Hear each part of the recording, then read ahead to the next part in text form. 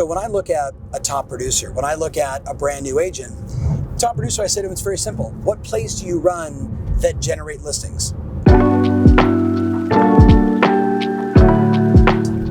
Like in professional sports, one of the things that really separates a mediocre team is the number of times they run plays that work and the repetition, the practice, the rehearse, the drill of running effective plays.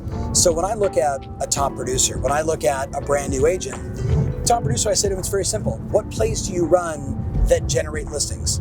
Like, what do you do? Like, you hike the ball. That's, we do the marketing piece. We run the Facebook ad. We follow up on the lead and we convert at this percentage. That's a play that you run that works.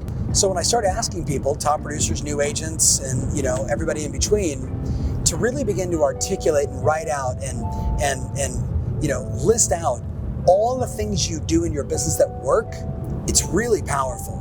But I find that most people struggle with it. Then I ask them this. What plays do you run that you know don't work? Like, what do you know that you do that doesn't work? Like, I know running online ads and not following up on a lead in under 5 minutes, or better yet, like calling the customer while they're still on the website, like waiting an hour and a half doesn't work. Having salespeople on your team where you're spending money and you're giving them leads and they're not converting, but you didn't take the time to train them, that doesn't work.